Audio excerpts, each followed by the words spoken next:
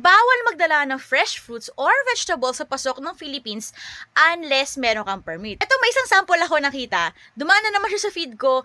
Nagmukbang sila ng mango sticky rice na papasok ng Philippines kasi i-confiscate doon palabas nila ng airport. I-confiscate po talaga yan.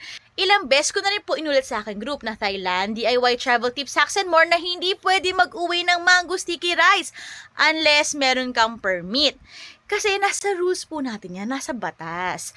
Hindi porket sinabi mo, ay ako nga, nakalusot ako na isa. Nakalusot nga ako ng 10 mango sticky rice. So pwede yan. Hindi ibig sabihin na nakalusot ka ng pagdala ng mango sticky rice, ay pwede na. Para mo rin kasi sinabi, ay nag-cheat ako pero hindi nyo nahuli, so okay lang. So, okay lang ba yun? Di ba hindi? Hindi kasi siya legal. Kailangan, pag magkapasok ka ng mango sticky rice sa atin, mag-a-ask ka ng permit. Okay? Pwede naman mag-ask ng permit. Kung gusto mo talaga magdala, di ba, galing Thailand.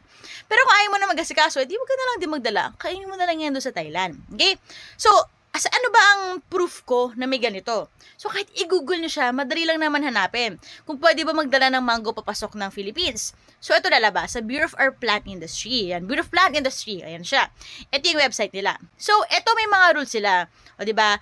Una-una, steps, paano malaman kung pwede ipasok yung dala-dala mong fresh fruits? Una-una, nakalagay dyan, pwede mo i-check dun sa listahan nila kung pwede pasok. Pag wala sa listahan ng website nila, hindi mo pwede pasok. Pangalawa, pag galing Thailand, pwede mo i-search naman doon kung pwede mong dalhin dito sa country natin yung fruits galing doon sa kanila.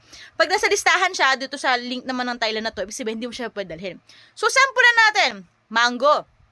I-try natin i-search doon sa website ng Bureau of Plant Industry. So, pagpasok natin, ito yung website nila. Ang cute, di ba?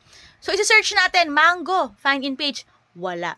Ibig sabihin, hindi siya pwede dalhin papasok ng Philippines. So, ulitin ko ha, pag magdadala ng fresh fruits or vegetables, kailangan may permit or double check it with the Bureau of Plant Industry sa atin. Okay?